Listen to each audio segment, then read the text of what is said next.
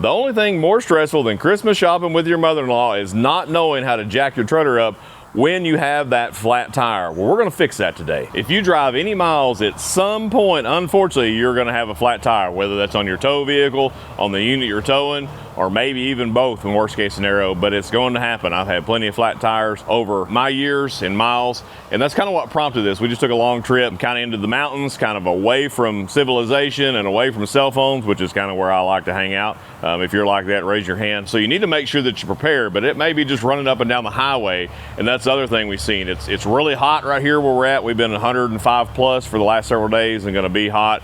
And there are alligators laying all over the road, and not the kinds that'll bite your leg, the kind that will make a preacher cuss, and that is disintegrated tire from flat tires, whether that be if you hit some debris on the road, you had improper inflation, or maybe your tire's just worn out, or maybe you're just buying cheap tires. You need to make sure you're prepared. The first thing you're gonna need for a flat tire is a spare tire. You're gonna need a way to lift that, so some type of jack. You're gonna need a way to remove the lug nuts, whether that's 4-way, whether that's some type of cordless tool, torque wrench, whatever. You're also gonna need to know how to do the correct pattern when you go to retorque that, and you're gonna need a way to torque those correctly so as the wheel does not come off. So a question we get over and over, and we've done a few videos when we show supporting the trailer and this and that, but a couple of questions we get is, how do I jack my torsion axle trailer up? And how do I properly support my RV or my travel trailer, whether that's bumper pull or fifth wheel? So that's what we're gonna look at today. I'm gonna show you a couple ways to jack your trailers up. And this would relate also to a basic utility, but on a torsion axle, it looks a little different. When we first see that, it just looks completely different than a spring axle. And then on most of your travel trailers, it's really high off the ground. So I'm gonna show you a couple of things you can do to try to make that a little easier. And when you do have that flat tire, you're already stressed, and just to take some of that stress off, get you back on the road and keep you rolling. So you see we have a torsion axle set up. So if you notice, there is no center equalizer, there's no springs, there's no nothing. These torsion axles just bolt to a bracket that is welded to the main frame.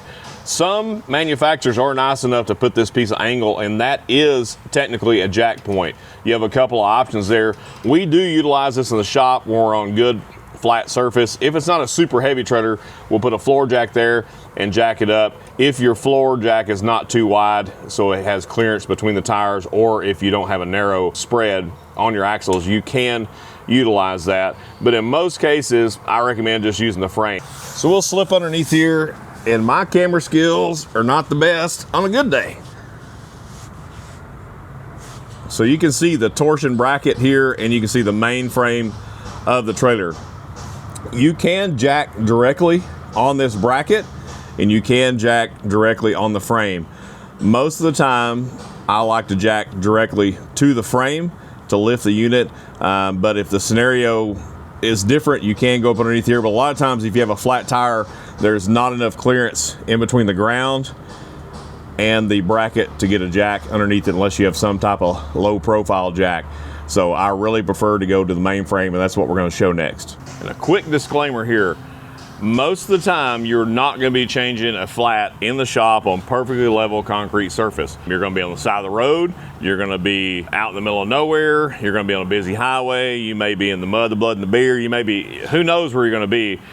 That being said, I would encourage you to maybe practice your setup, and just maybe simulate what may happen to you. If you have an area maybe around your house that the ground is not perfect, make sure your jack and everything will fit there. One thing you have to take in consideration when you're getting all your tools together, the tire is not going to be aired up. So the tire is going to be flat, so you're going to have lower frame clearance, you're going to have lower axle clearance. So make sure that your jack is not too tall. We are going to jack straight on the frame today. I'm going to grab my jack, and I'm going to show you. I'm going to put my frame plate on. We are using a 6-ton jack here, so 12,000 lifting capacity, which for this one may be a little overkill. But if you had a load in here, it would not be overkill. I know this looks very simple, but like I said, we get a ton of questions about jacking trailers up that have torsion axles. This is where I prefer, just trying to find a good, a good flat spot in the frame as close to the tires as you can. With a good bottle jack like this, not much effort. And just make sure, you know, when their tire is going to be flat, make sure you jack it up enough to get the new tire on. That's really it. That's a good support. It's a good place to jack it up. You can make that tire change. And again, you're going to be in a situation where you don't have maybe the best ground to be on. It could be soft or something like this. That's why I like this jack. It does have a plate that's integrated, that's nice and thick. It acts as a pad just to give you some more stability. Even if you were on an unlevel surface, you know, if you had a shovel or something, you could make that surface level. And this plate is really going to come into play. Also, the frame plate that's on the top is just going to be a wide area of contact on that frame so as not to slip off. Now, I do get the question, well, you know, I'm at a very severe angle, you know, it's you know, very treacherous, very dangerous. What I'm going to tell you in that is you're going to have to get off that very severe angle. No jack is going to do you good. You may have to limp it down the road a little bit, or if you're in an area where you can't move and you're, you know, maybe you're tilted, precarious, you know, you may have to do something else. You may have to call somebody at that point. But for the most part, this jack here is going to get you done. Like I said, it is rated up for 6 tons. If you're needing a good jack, I would recommend you go to eTrailer.com. They are the sponsor of today's video. You can find the tall boy like this. Have a couple of different applications. This one here, I'll show you the different components when we move over to the travel trailer that kind of makes this one shine over some of the other ones. And I really like it because you can use this for multiple applications, from your trailers to your tow vehicle, so you can have just one jack. I can remember when I first got my driver's license, you know, my truck, it was an old truck. It was a 72 F100 bump side. Didn't come with a factory jack. So I went out and bought me one of the little rolling mini roll around floor jacks, because I thought I was cool. And that thing was pretty good on level surface, but if you got out somewhere on the side of the road and had to take, you know, it would kind of spin around. It was just goofy. So I started utilizing bottle jacks just as my carry-all for that. And I really like this one, and I'm gonna tell you a couple of stories where I used it while we were on our trip. Now, this cargo trailer here is an all steel trailer with a frame that's easy to get to. On a lot of your steel frame aluminum skin trailers, especially on an 8 or 8.5 wide, they're gonna have an inner fender well that's usually made out of 14 or 16 gauge. And we see people all the time, because it's easy to get to, especially on a torsion axle, slide their bottle jack and the bottom of it is right there and they go to jacking.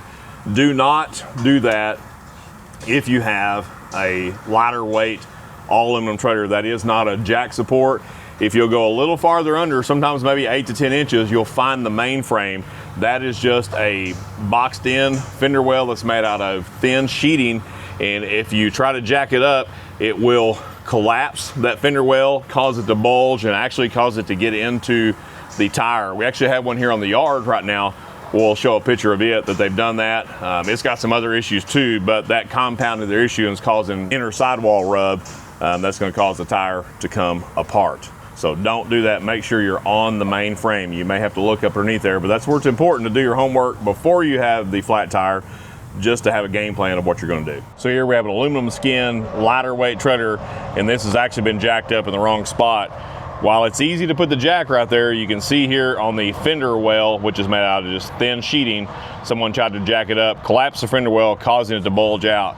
Where you actually need to jack it up, you can still come in at this same spot, just a little bit deeper, right there on the frame rail. You could put your frame plate on that comes with the tall boy 6-ton jack and jack it up right there, and it'd been just fine. It lifted the trailer nicely, supported both tires, so you could use that for a service or for a flat tire change.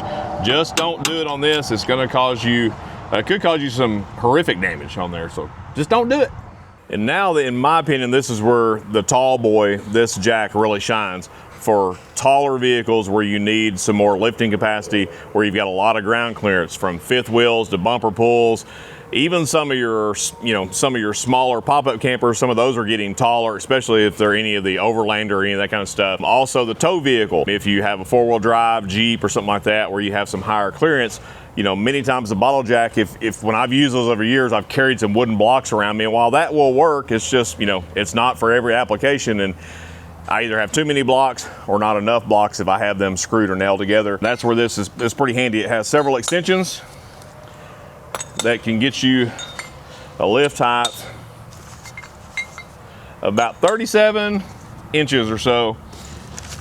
Like I said, it does come with a frame plate, which is what you're mainly going to use in your trailer scenarios.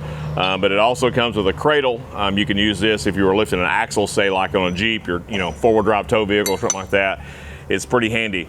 The other thing that's handy, and this is where you'll have to read, I know us guys don't like to read the instructions, but in the owner's manual for this, it actually tells you, you can measure the frame, say if you need X amount of inches, it will tell you which adapter to use together in order to achieve that. So that's what we're gonna do on this. We're gonna put the correct adapters on here. We're gonna slip it underneath and show you how simple it is.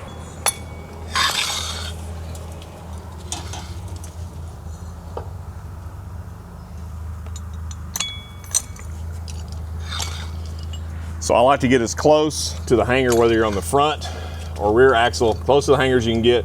On an RV, just make sure you're not gonna contact any LP plumbing, any wiring, anything of those sorts, so you don't mash it. Do you only mash it down in the south, or do you mash it all over the country, or is it smash where you're from? Leave a comment below. We mash it here. From fingers to potatoes, it's all about the mash.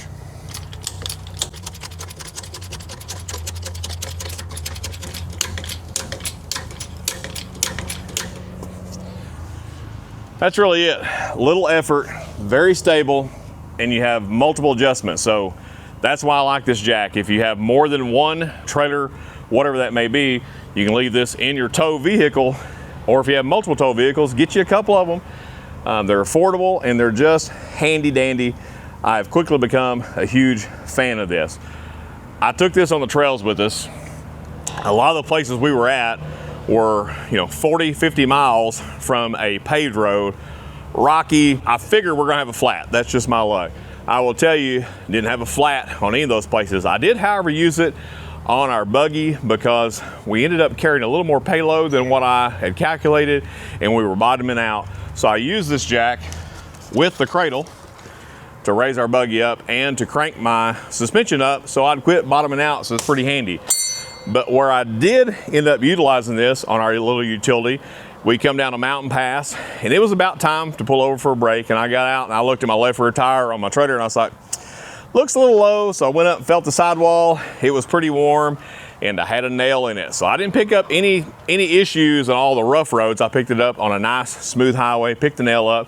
I was able to get the tall boy out, slip it underneath my trailer, change a flat, and headed home. So you've got to have a good jack, and in my opinion, this is not a good jack, it's a great jack. Be sure to check out eTrailer because they've got it in a couple different options. It actually goes all the way up to a 12 ton, so if you have one of these huge fifth wheels, especially like a triple axle or something, you may want to bump up. Just look at the minimum height that it's got to make sure it's going to clear frame, and look at the maximum to make sure it's going to give you enough lifting capacity. But if you have the proper tools, a flat tire doesn't have to be super stressful. You can really get it changed, get back on the road, make sure you tighten the dang lug nuts, tighten the dang lug nuts, tighten the dang lug nuts so it don't fall off. Make sure you stop and retorque the lug nuts just as I did for the next 100 miles or so,